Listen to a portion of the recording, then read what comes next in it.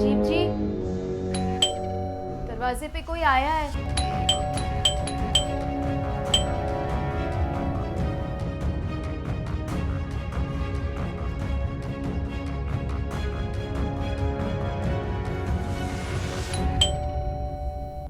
कौन है? पार्सल है, पार्सल। दरवाजा खोलिए मैडम।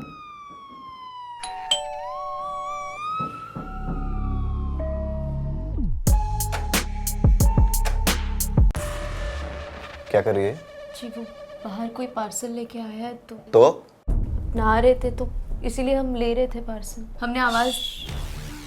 कितनी बार कहा है तुम्हें, दरवाजा तुम नहीं खोलोगी, चाहे कोई दरवाजे पे आए या ना आए। जी पर वो बस जाओ अंदर जाओ।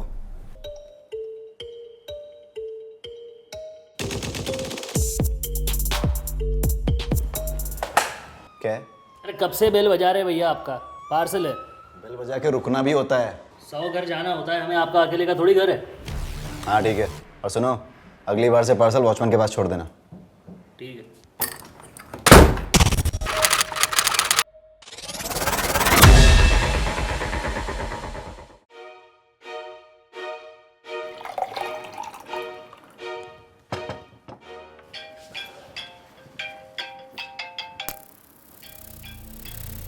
तुम्हारी माँ का फोन है, लो बात कर लो।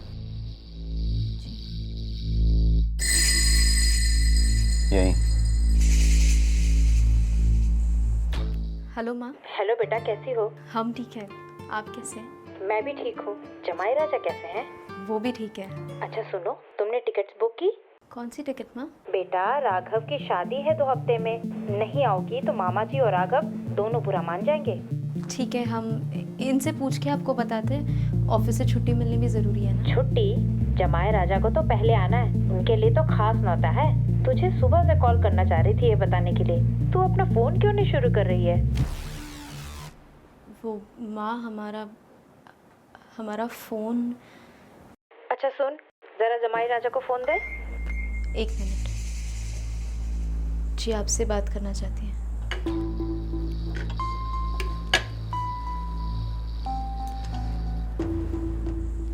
हाँ माँ जी, नमस्ते। नमस्ते जमाई राजा, कैसे हैं आप? मैं अच्छा हूँ, आप कैसी हैं? बहुत ठीक। अच्छा, वो बिटिया को जो फोन दिलाया है ना हमने, उसमें सिम कार्ड डलवा दीजिए। अब आप नहीं होते तो बात नहीं हो पाती ना। अरे माँ जी, बिटिया का तो आपने ब्याह करा दिया है ना, रोज रोज क्या बात करनी, हफ्ते में 1-2 बार बात हो जाती है, काफी है ना। प्रॉब्लम क्या है? हाँ, लेकिन आप जब घर में नहीं होते हो तो बात नहीं हो पाती ना। अब हमें कुछ बताना हो, कुछ कहना हो, सिम कार्ड डाल दीजिए तो बिटिया को जरा सहूलियत हो जाएगी। अच्छा ठीक है माँ जी, आप चिंता मत कीजिए, आपने कह दिया है ना, जैसी फुर्सत मिलेगी मैं करवा दूंगा। अभी शेड्यूल बहुत बिजी चल रहा है। हाँ, रखते हैं, प्रणाम।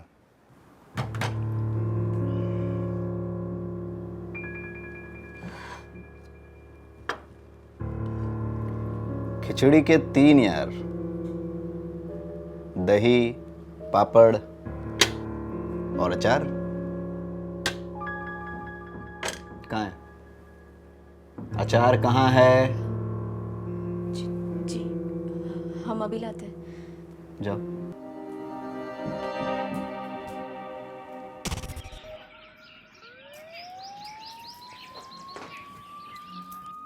जी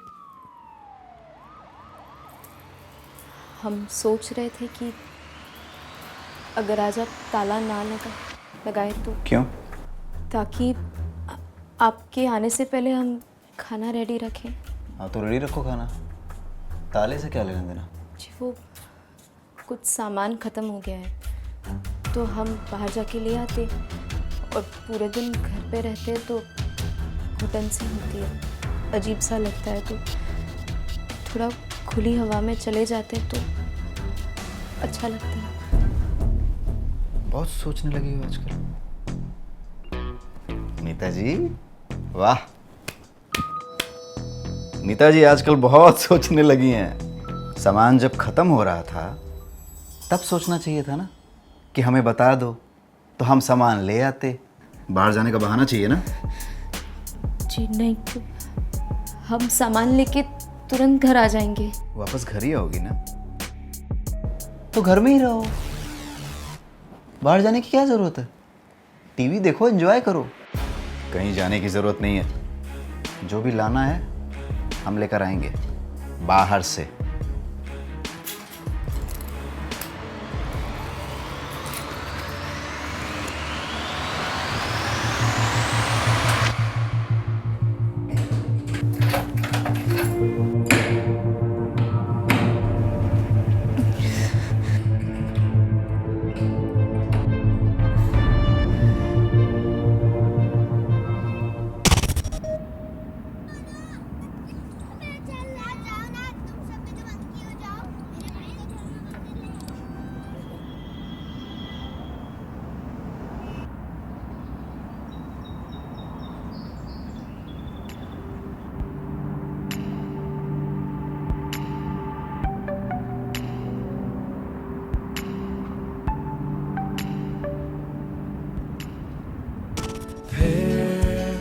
आ गए जाने कहाँ बीता हुआ कल ले गया दिल वहाँ अनकही ये दास्तां यादों में उलझे हुए क्यों हो गए हम लापता लौट आए फिर वही ना रोको अब हमें लम्हा ये पल में छूट न जाए।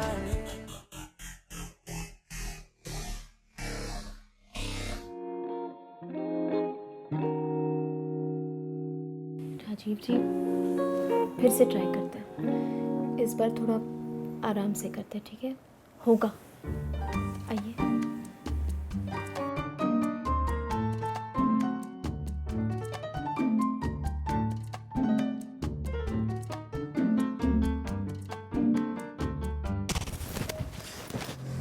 साला मूड ही नहीं बनता यार। राजीव जी, फिर से ट्राई करते हैं ना। आप इतना जल्दी गिव अप क्यों कर दे रहे मैं हैं? गिव अप करता हूँ? गलती मेरी है? अरे गलती तो तुम्हारी है। अरे मुझे तुम्हारे साथ कोई फीलिंग ही नहीं आती है। तुम अपने आप को देखो ना, स्मेल आती है तुम्हारे मुंह से। तुम ठीक से ब्रश किया करो। कोई कहीं नहीं जा रहा है, कोई मूवी नहीं जा रहे हैं हम लोग। बैठो घर पे।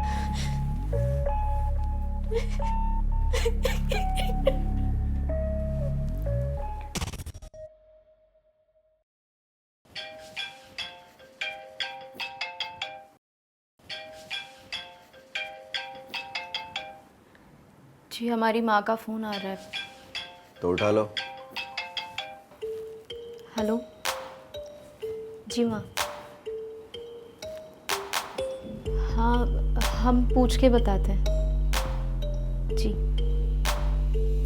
क्या बोली तुम्हारी माँ? जी, वो हमारे कज़न की शादी तय हुई है 18 तारीख को, तो माँ वही इनवाइट करी थी। इनफैक्ट मामा जी तो खुद आना चाहते हैं न्योता देने, तो बस पूछ रहे थे कि कब आए। कोई कहीं नहीं जाएगा। चलिए ना, अच्छा लगेगा। हम 6 महीने से अपने घर वालों को मिले ही नहीं हैं। थोड़ा बाहर जाएंगे, लोगों से बातें करेंगे तो। और आप भी तो काम में इतना स्ट्रेस रहते, आपको भी थोड़ा फ्रेश फील होगा। सही कह रही हो तुम। मैं बहुत फ्रेश फील करूँगा। और मुझे पता है कि तुम क्यों जाना चाहती हो, ताकि अपने रिश्तेदारों से मेरी बदनामी कर सको। दुनिया को बताना चाहती हो ना कि मुझ में कमी है, मैं ना मर्द हूँ, यही ना? मैं अच्छी तरह से जानता हूँ तुमको। कोई कहीं नहीं जाएगा, कहीं जाने की जरूरत नहीं है तुमको। अभी फ़ोन करके मैं तुम्हारी माँ को बता दे रहा हूँ कि मेरे घर से शादी में कोई नहीं जा रहा है। जी सुनिए ना तो। जाओ यहाँ से, जाओ।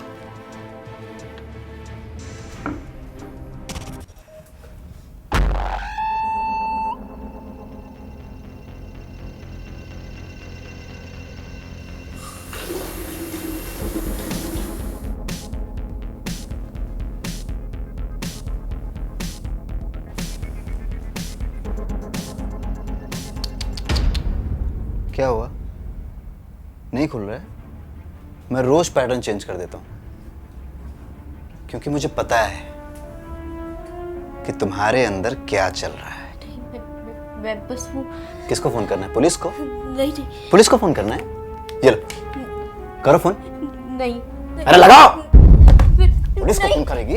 हाँ? छोड़िए हमें, हमने कुछ नहीं किया है। हम कुछ नहीं कर रहे थे, हमें माफ कर दीजिए। चल तुझे सबक सिखा। चल। प्लीज हमारी बात तो सुनिए, सुनिए ना।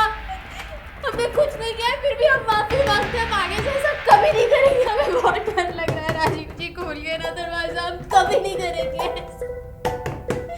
राजीव जी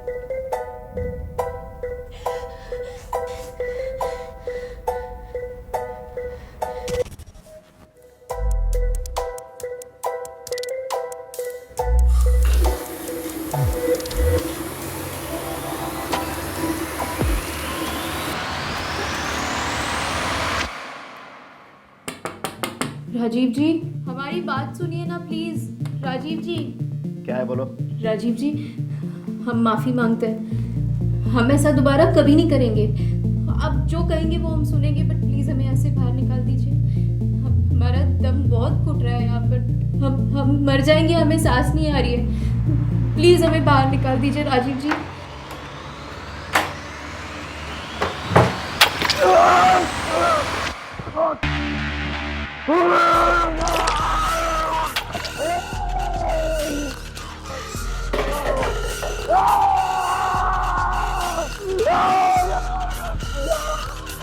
नामर्द इसलिए नहीं हो कि तुम शरीर से कमजोर हो, तुम नामर्द इसलिए हो क्योंकि तुम अपनी कमजोरियां छुपाने के लिए एक औरत पर अत्याचार कर रहे हो। मैं किसी से कुछ नहीं कहने वाली थी, लेकिन अब जाके मैं सबको तुम्हारी असलियत बताऊंगी। मीता की तरफ राजीव का बर्ताव किसी भी लिहाज से सही नहीं था। एक तरीके से मीता को उसने अपने ही घर में कैद करके रखा था। ये देखकर जाहिर होता है कि राजीव ही गुनहगार है और उसे कड़ी से कड़ी सजा मिलनी चाहिए। पर एक ऐसा सवाल जिसका जवाब ढूंढना जरूरी है, राजीव ने ऐसा किया क्यों? Erectile dysfunction. राजीव हमेशा अपनी इस बीमारी से वाकिफ था, फिर भी उसने शादी की, किसी को अपनी कंडीशन के बारे में बिना बताए, बिना कोई ट्रीटमेंट लिए। जब मीता के साथ बिस्तर में वो कुछ नहीं कर पाया और उसके राज का पर्दाफाश हो गया, तब उसने इस डर से कि मीता कहीं उसे समाज के सामने एक्सपोज ना कर दे और वो नामर्द ना कहलाए, लोग उसे ताने ना मारे, उसका मजाक ना बनाया जाए, इसलिए उसने मीता को बंदी बना लिया। जरूरी है कि इन सोशल स्टिग्मास के बारे में हम खुलकर बातें करें ताकि पीड़ित लोग अपने आप से शर्मिंदा ना हो। जरूरत है टू बी सेफ।